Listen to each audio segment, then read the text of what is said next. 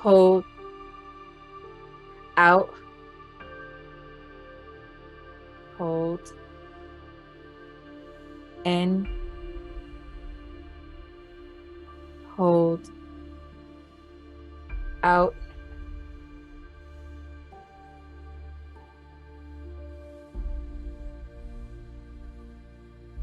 Sit with what you just said and that strength. Okay. The more you open yourself up, the more you get those downloads and hear and trust it. And self-trust is going to be the biggest thing to you, to trust what you're knowing, the knowing that's coming through, that connection. And not caring about looking crazy. So yeah. Right.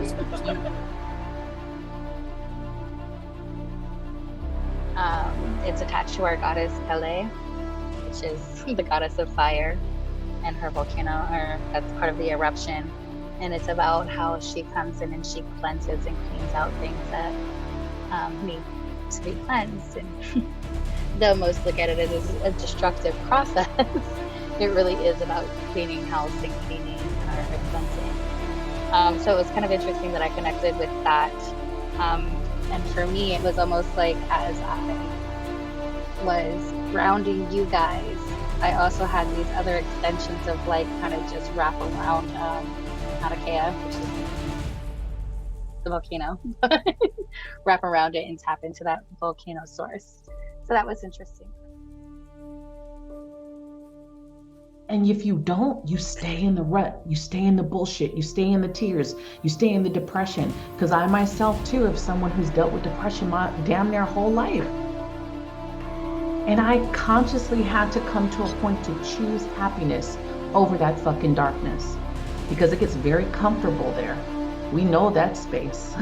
We know how that feels, right? We know how sitting in the shit feels. I might as well just stay here. Because if I get out of here, I fucking don't know what's coming at me, right? But you got to admit that part, right? And now you have to start taking the steps. And even when they're small, celebrate those steps. Celebrate each one. So what if you're not fucking leaping over mountains yet? So what? You guys showed up today. That's fucking a little bit too much. And I know it's something I have to work on. So it's like, I feel like reading this is a little bit like, this is exercise of sharing things. Like, just share it. Like, share it. Yeah, definitely. And look, you did it. You didn't want to. It was uncomfortable. Yeah. You were able to push through. And do you think any of these things are things that you could say to your brother at some point?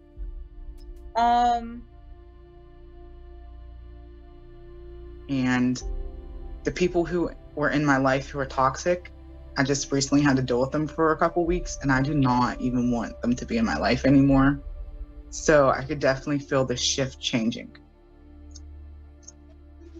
Aw. Oh, I get all tingles and then like I'm crying on the inside, happy tears.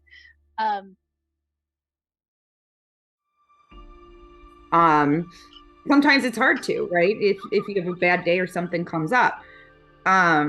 Now I'm going to go over a few different methods that are going to be able to help you keep positive, keep focusing on the positive, but I also want to bring a couple of things to maybe your guys' attention as well. And this is going to show you how manifesting, you can manifest negative and positive. So one of my first questions is, how do you guys talk about yourself? If you're talking to somebody,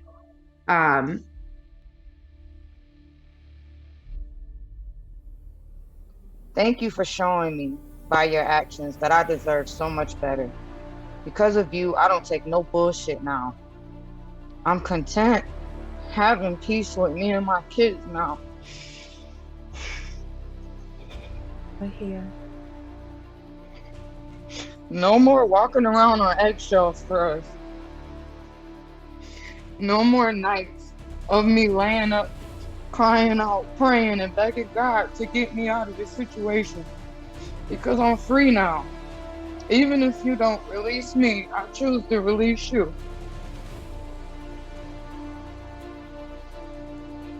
What is it with traffic? Because you talked about traffic. I don't know. I don't have patience, and traffic just drives me crazy. When in Like, traffic, what's going on when you're in traffic? I just look at people like, what are you doing? Like somebody is like putting on makeup, and then it's like people are doing things to cause the traffic. That's making me upset. If that makes sense. So in traffic, are you late? Sometimes, but sometimes not. Okay. Because the thing is, these people are just doing what they're doing, right? But they're irritating the hell out of you. Why?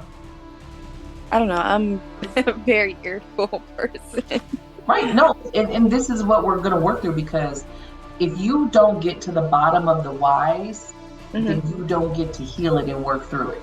So you have to get very real and get past your consciousness and your ego to really ask myself, why is the lady putting on the makeup in traffic irritating? I mean, I guess I feel like people, I don't know, they don't use their brains. Like, it's like, sometimes it's like, why are you driving 10 miles in the fast lane? I don't understand, like, the logic of people. And they don't have any, care about other people and where other people have to go and what other people have to do. Don't care. Right. Again, if someone wants to be in the fast lane doing 10 miles an hour, why does it irritate you? Because it's like you don't care about people.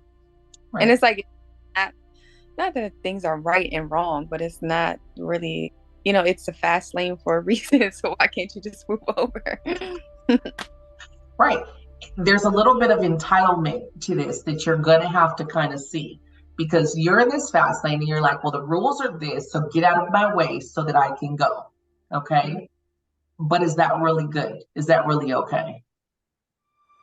Because you could go around this person that's doing 10 miles an hour and not even blink an eye. And it doesn't need to affect your day, doesn't need to irritate you, doesn't need to do anything. It's just, okay, you're doing 10 miles, I'll go around you. But you are allowing this situation to piss you off and irritate you. It's not the person who's doing 10 miles an hour. There's something else coming up that Spirit is trying to get you to see. Okay? Because when we're allowing stuff like this to really irritate us, there's more going on within you, but it's repressed. So now the person doing 10 miles an hour is going to piss you the fuck off. The person next to you putting on makeup is going to piss you off because you're not dealing with core stuff. So now it's going to come out in all of these everyday, traffic is what it is. Traffic is not going to change. So you have to come back to this place like, damn, what is really going on that I'm pissed off in this moment?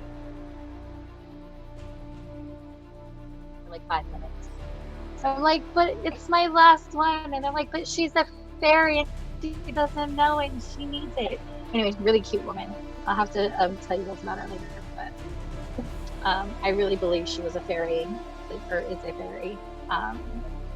If you see her, you'll be like, yes. But she carries that energy, just like really pixie-like too. Like when we were out, and I was just like, oh my god, I've never. And then they're like, give it to her, and I'm like, no. Like, fine, I'll give it to her.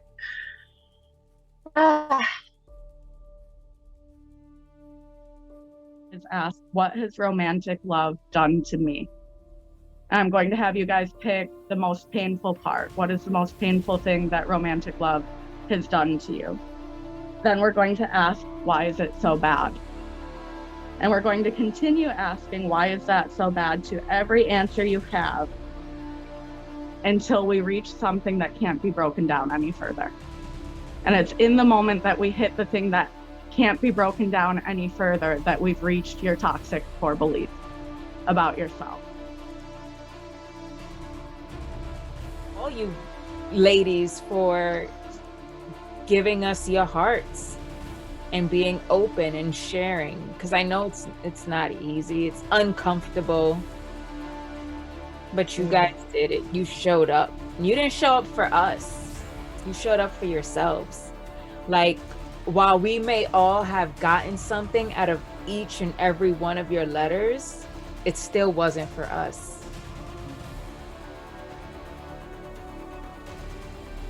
can feel it. You can feel where it's coming from.